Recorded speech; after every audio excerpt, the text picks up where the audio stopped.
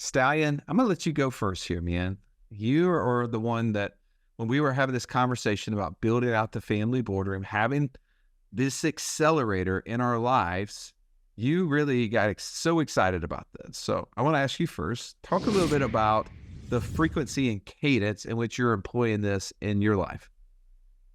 Well, the good news is that you're going to have a lot of different perspectives on this point because the beautiful part of this is that you have to own it and it has to fit for you. If you try to make it work for any of the way that we do it and it just doesn't fit, you're never going to do it, right? So I'll lead off by saying that what was worked for us is you and I, about a year or so ago, a couple of years ago, we started saying, you know what, every Friday, we just need to take that time to get some things done personally. And oh, by the way, why don't we go ahead and start installing some of this knowledge that we have with our oldest children? And so that began every Friday morning. And when I say every, it's not perfect. There was many weekends where one of us was out of town or the other one was or whatever, and we would miss 1-2 weeks in a row, whatever. But the point was we had created some topics to walk them through that are very similar to what we walk each of you through when you engage with us in a coaching relationship. And it started with just, let's talk about the stewardship of the money that we've been given. How do we think about money from a biblical perspective? And then from there, we kept building the topics that would lead them to think about passive income, then who they are as an investor and things of that nature. But each week we would just spend some time. Now it helps that they're homeschooled, and this could be considered even a class that they walk through. But man, that weekly cadence for me was really good. I could put it on the calendar. I could go ahead and have the girls' calendar match up with that. It was really good. And you and I kind of joined forces on that, which I think was good because sometimes you could add some perspective that my girls would get something from and vice versa. But yeah, that has been a really good thing for me frequency wise to do it on Fridays. You also have, from a frequency standpoint and cadence, you've also found ways to involve them in other types of investing, finding ways to pay them in a creative way. Talk a little bit about how you've been downloading that to them and on what cadence, and then we'll kind of move into maybe some of the agenda items. You mentioned a few things, but I want to touch on this because I think that this is such a great point watching you do it.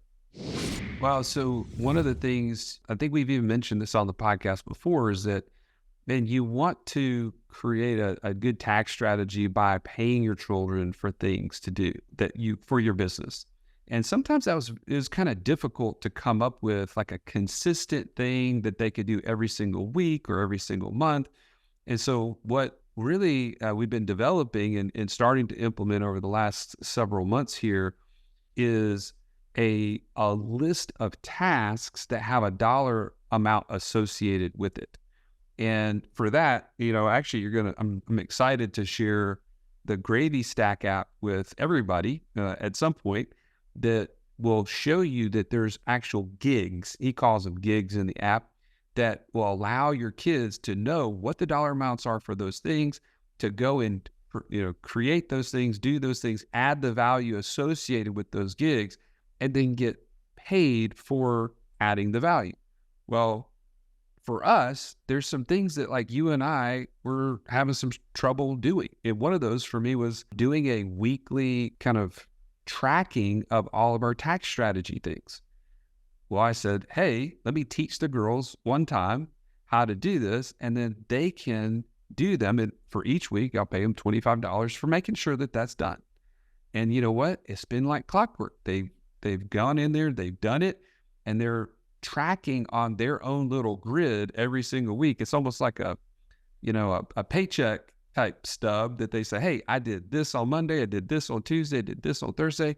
And they're adding all these things up so that they can get paid. What's interesting is you get to see their personalities, right?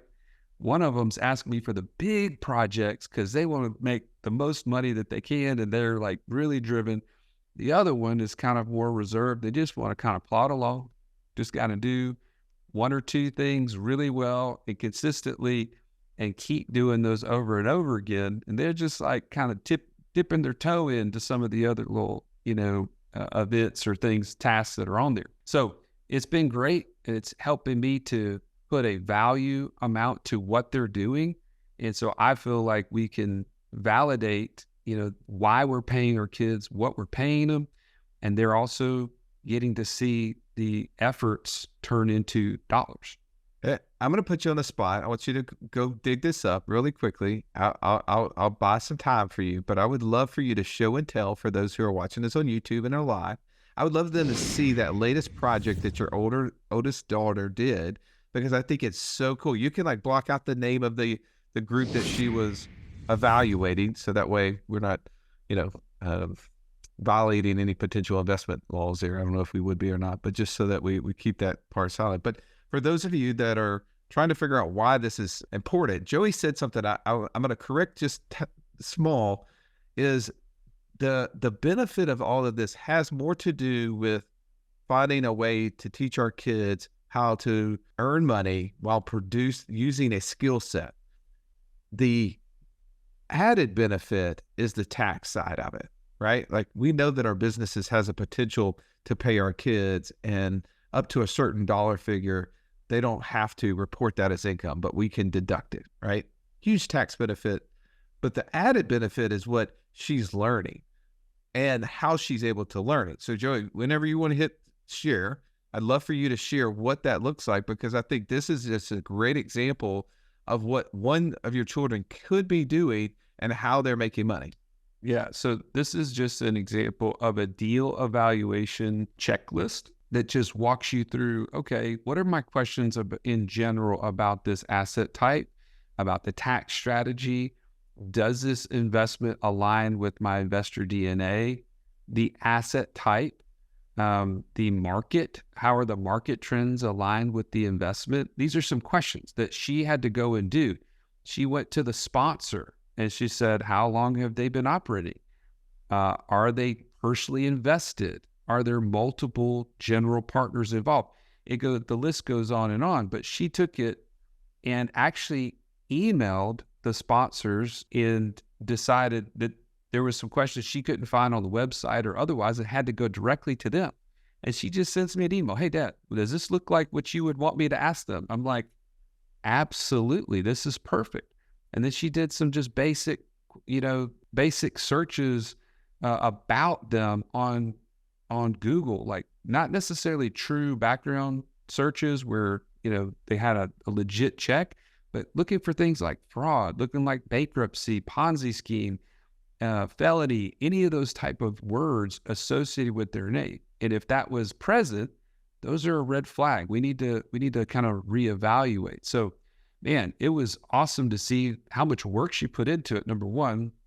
But number two, like you said, the knowledge, the education she gained by doing the activity was far better than what I could have paid her for. I just think that that's a big example. And if you have older children, even potentially children in college, this is something that could be a huge win for them. Can you imagine your kids, even you, put yourself in her shoes. Imagine you learning how to do due diligence as a teenager. Like how many deals? I mean, Joey, if you would have learned how to do due diligence at her age, I'm just putting a bet down that you would have never bought 100unicorns.com. I'm just going to say you would have like scratched that off the list. It would have been like, nope. I don't need to do this deal. Like, do the background on the operator. Wait a minute. There's not one. Don't invest. Oh, man. So success for you in this looks like what? Well, I'll tell you what, man. Stuff like what we just shared is a success. But the other things that I've found is that, man, helping my children to get excited about passive income and how their investor DNA actually leads them down certain paths. My oldest, as you know, I've talked about, she has built a land business over the last 2 years. And man, it's starting to cash flow. She's starting to see more and more opportunity in that space. And it's really given her the confidence to say, I'm not going to pursue college because I really want to grow this and have my art be the thing that I love, that I'm passionate about. She can also sell some of that. So this is something that she's really found a lane that she's going down. And then my younger daughter, her investor DNA is not so much like in the sales side. She doesn't really want to be on the phone with people talking about land deals and all this kind of stuff. But what we found is we bought a website together, and now she's doing the research on that. She's helping to take a course on WordPress and how to make changes to it and make it prettier. And she's got all these cool ideas of how she's going to enhance what's already a cash flowing, online website. That gets me fired up because, again, she's 15 and she's learning how to create cash flow from an asset and then how to add value to it. So to me, it's super successful because they found a lane that they both feel comfortable with, and it gives them, again, confidence for the future, but also something to really tangibly be working on in the meantime. And we have tons and tons and tons of conversations about the projects that each one of them are working on within those two businesses. And it gives a great reason to constantly be talking about it. Love it. All right, I'm going to shift gears for you as you're listening to Joey. That may be like, wow, that's where I hope my kids grow to, right? I hope that they can get to the point where we're having, these study sessions where we're looking at buying business. We're buying businesses. Now I'm paying them to do due diligence on investments. But let's backtrack a little bit. Let's go back if maybe you have younger children and maybe that's not where you are right now. Let's go into JD. JD, I know you've implemented this family boardroom conversation in a different way, right? Your kids, you want to talk a little bit about the age of the kids, but also let's talk about the frequency and cadence in which you're having these meetings with them. Yes, I've got 3 boys, 6, 8, and 10. And I'm an entrepreneur. I love to create. I love to work. I find fulfillment in work. And my wife is our chief culture officer at home. And so we homeschool, and we just found ourselves feeling like we're with our kids all the time, but we're not really spending time with them all the time, if that makes any sense at all. Yeah. And so we got to this place to where, particularly me, where I felt like I'm at home, I get to see them all the time. I'm surprised they're actually not behind me right now building Legos. Like, I don't know much about my kids. Like, I don't really spend time engaging with them and learning about them and their likes and those types of things. And so I read this book called 18 Summers, and it really, really resonated with me. And the idea behind it was that you only have 18 summers with your kids before they go off to college and move out and those types of things, which our world is certainly going to look different than that. But the premise of it, the spirit of it really resonated with me. And so what the book talked about was, if you work in corporate America, you likely have some sort of quarterly event where you talk about goals, what's going well, right? Those types of things. And it's off-site. You go to a hotel or whatever it is, a meeting room. You have an all-day meeting, and then you do something afterwards, happy hour, dinner, whatever it is. And like, if you're doing that with work 4 times a year, why are you not doing that with your kids? And I'm like, man, that's good. And so I started implementing this with my boys, and the amazing thing happened is that my wife started doing it too, right? So she's going once a quarter with each one of our boys, and I'm going once a quarter with each one of our boys. And they get to pick what we do. They get to pick what we eat, right? But it's all centered around them with no technology, just engage, spending time with them. So let's talk about, I want to talk about that agenda. What is, how do you guys break that out? And are you creating the agenda very similar as to your wife, or do you guys have flexibility in that? What does that look like? So my wife and I are both perfectionists. And so we follow roughly the same type of agenda. I actually created a series of questions that I asked them. And it's not rigid, right? Like, I'm not grilling them like an interview. It's usually whenever we're having ice cream or having lunch or dinner, and I'm asking them kind of through the course of conversation these particular 5 questions. But the agenda is we go to something that they want to do. So I'll give you an example. My middle child, Emmett, he is 8, and he's our creative kid. I am the furthest thing from creative. I'm not a creative. And so he likes to do fun things. So one of the things he wanted to do was go to a pottery class. I never in my life would have gone to a pottery class, but it was one of the coolest experiences getting one-on-one pottery lessons. And we built a bowl, are built. We on a pottery table, whatever it's called, a bowl, a plate, and a cup. And it was such an amazing experience that we got to do together. And it was just us two and the guy teaching us. So that was a lot of fun. And then after that, we'll go to lunch or go to ice cream, depending on the time. And so here are my 5 questions. And I'll put these in the chat. Yeah, Patrick Swayze, that's right. I'll put these I didn't know. It wasn't like that, my guy. If you've listened to our show for any length of time, you've heard us talk about infinite banking and how we are able to use that concept to create over $50,000 a month in passive income. But it's just not that easy to figure out, how does this all connect into my own personal system?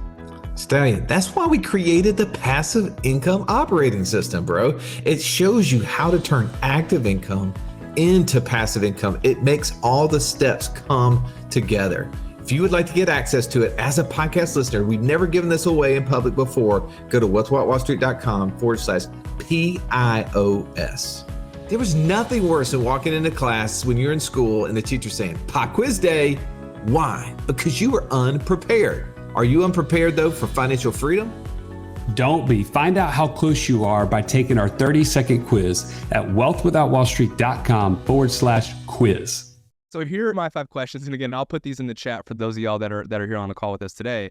The first one is, what are you most excited about in your life right now? And I actually record these questions, or the answers to these questions. My wife and I both do. And then the next question is there anything that has been causing you to worry or to have fear? The next one is there anything on your heart that you've been wanting to share with me? The next one is, what is your favorite thing we've done together lately? And is there something you've been wanting to learn to do that I can help you with? And I'll go give you some of these answers. So here's one that I did with my oldest. And it's just amazing the things that kids share with you.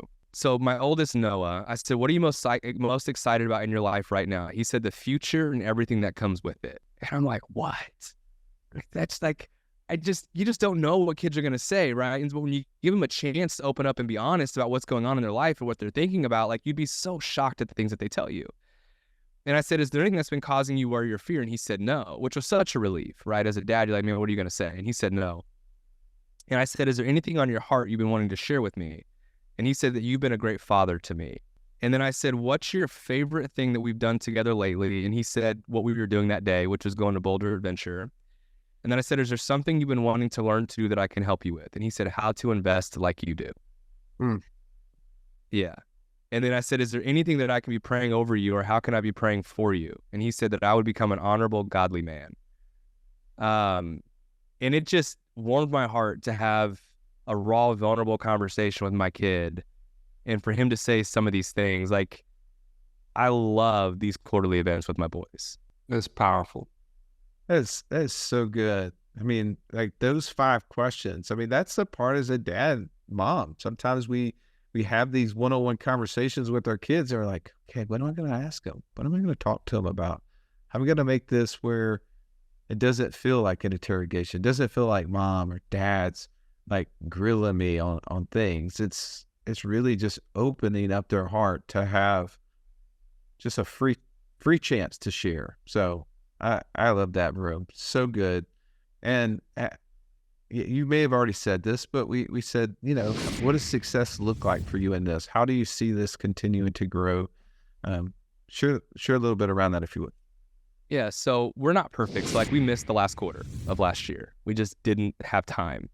But what I realized, though, is that from that point, we actually started spending a lot more time with our boys. Like, we find ourselves, because of these quarterly meetings that we have with our boys, then becoming much more interested and invested in wanting to spend more time with them, rather than just going through the day-to-day stuff, right?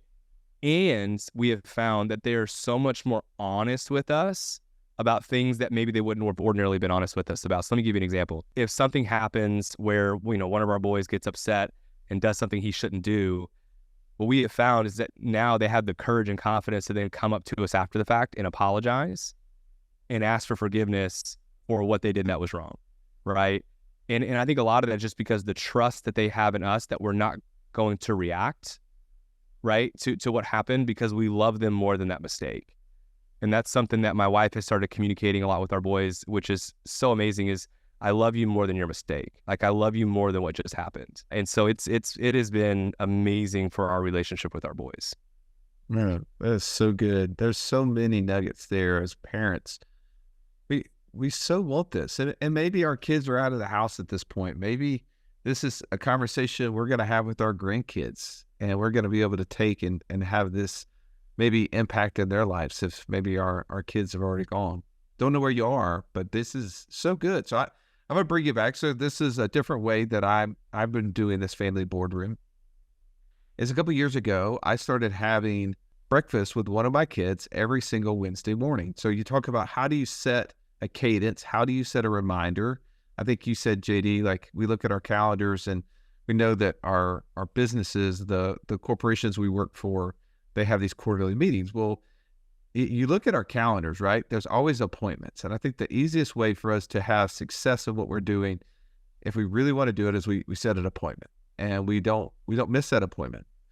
And so I set this on my calendar every single Wednesday morning. I was going to have breakfast with one of my 4 kids, and it's just a rotating circle. And like you, I let them choose the place they want to go. I let them choose what they're going to eat, even though I could pick it 100% of the time. It's either French toast or it's like chocolate waffles with as much whipped cream on it as you could possibly get. Like one of the things, we're going to have great relationships when they're older and potentially talk about why they are diabetic. I don't know. It's like there's a lot of sugar being consumed in our breakfasts.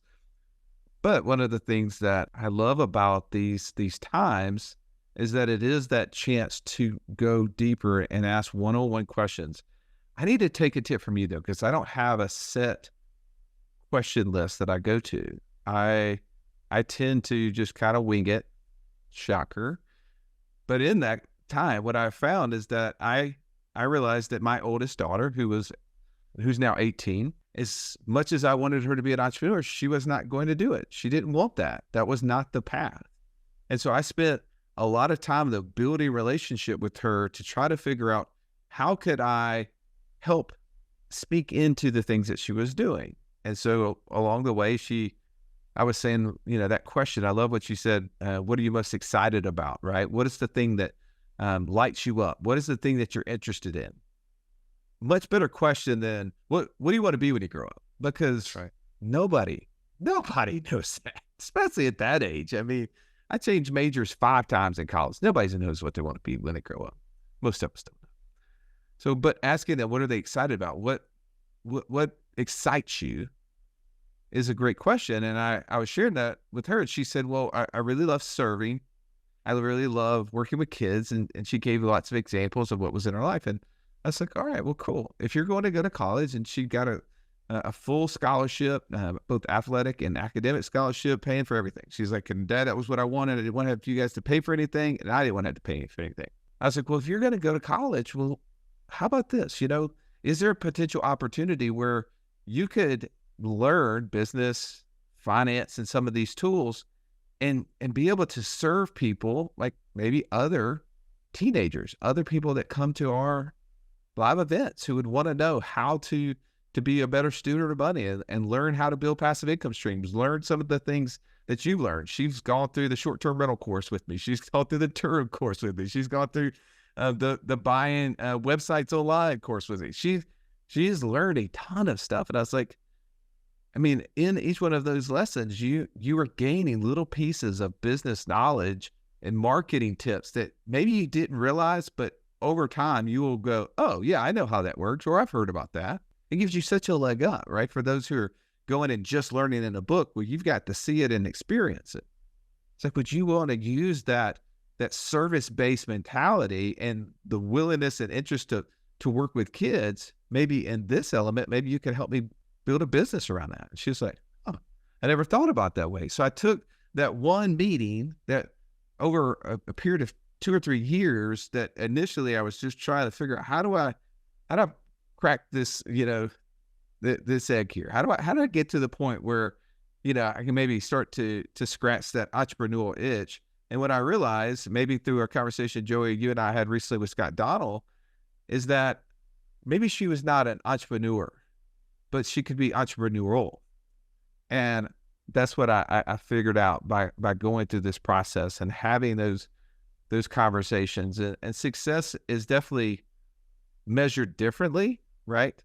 But to the point of being able to be there when they're thinking about dating, being there to think about when they're considering the sport that maybe they no longer are as fired up about as they used to be, that we tend to just push as parents, right? Like they're successful, they're doing this. Well, I just assume I'm signing them up the next quarter, the next year for that thing. But when you can talk to them and have some one-on-one time where other things aren't distracting us, we really get to reveal things that maybe is deeper in their heart that they wouldn't just normally share.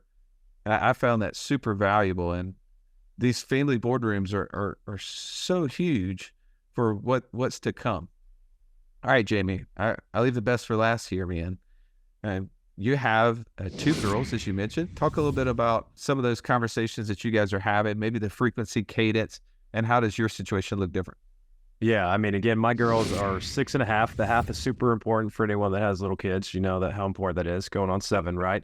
And so ours last year, we started again last year, it's been very basic. We do it on a quarterly basis. I kind of think of it in 2 ways, though. One other thing we've been focusing on is we talk about the family board meeting with our kids, but family board meeting with the family. Like we're very intentional about trying to sit down and have a family conversation every night around dinner as well, where we just ask the girls about the best part of their day, the worst part about their day, if there's anything they're struggling with, and we try and be very intentional about that every night. But specifically to this topic, we're doing this on a quarterly basis, right? And with my girls, they're very competitive with each other, so it better be back-to-back weekends, right? Or back-to-back days even sometimes, but trying to be intentional. And to JD's point, my wife and I have both been doing it. When I take one, she'll take the other, which is super cool because it's rare with my girls that they're ever separate at different events. Now that's starting to change as they get a little bit older, but trying to focus on it quarterly. My agenda going into this was really what I talked about at the very beginning. Like I just wanted to build a really foundational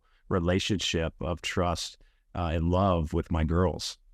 I was looking at some statistics, and I've been hearing this a lot lately. Since social media came around, the incidence of teenage depression has like doubled, or something like that. And I just want my girls to know how loved they are, how special they are, and that they don't have to worry about what the world thinks, or at least try and build a stronger foundation for them, knowing that they have mom and dad at home. But from a big picture, my number one goal is for them to have fun, right? I let them control the day. They get to pick where we go, what we do, where we eat. They get to control everything, which is super exciting for them. My girls love the movie Yes Day. If you haven't seen it, they keep asking me when we're going to have a yes day. And I tell them, you get a yes 4 hours, once a quarter. So we do that. But there's not a lot of deep conversations at this point in time. I typically will ask them about their friends, especially if they're talking about a friend at school a lot that maybe one of my girls is so sensitive. She thinks people don't like her all the time. And so we'll try and dig out, why doesn't so-and-so like you? Or why do you say that? I think it's super important to be thinking about that even at this age of who are my kids hanging around with, even at school and that friend group. So right now it's more about just really building a conversation with them, but also trying to figure out what's going on in their life at school and when we're not around. And success is simple for me. They beg to know when our next family board meeting is. That is success to me. They want to do it again, right? At this point in time, I just want them to do it again. I coach 6-year-old and under softball. And to your point, Russ, found out through one of these board meetings that Emmy, one of my girls, really didn't like playing softball. She just thought she had to because Maddie was playing softball, right? She really wasn't enjoying it. She didn't feel like she was good at it. She was getting zero confidence from it. And that was huge. So we gave her that option, knowing that, hey, you don't have to play softball this spring. Do you want to do something else? Excuse me. And she chose to do that. That's giving her way more confidence and she's having way more fun.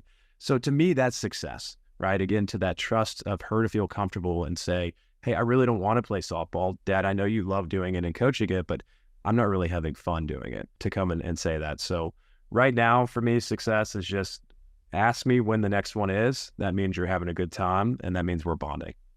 I love that. And this conversation they're having on the playground, I feel like Sonny from Big Daddy asking them. Yeah, I mean, you never know what they're talking about. All right. Well, this is a little bit different twist on the conversation that we have on a regular basis about how do you build passive income? How do you reduce monthly expenses? But what's the so what to why we do anything, right? Like, is it not to have more time freedom? Is it not to be able to invest in our families? And I think that, sometimes we need to take a step back and listen to what other people are doing, get excited, because each one of us have been inspired by someone else that gave us a plan, or maybe even gave us a vision for what this could look like.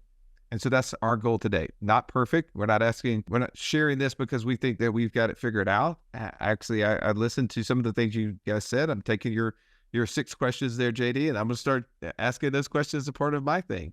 I've already taken Joey's spreadsheet and started working on how I can use that to create opportunities for my kids to build more income. And, one of mine got 3 scholarships. And one of my things was I was going to pay her $150 for every scholarship. She got 3. So I wrote her a check, right, for $450.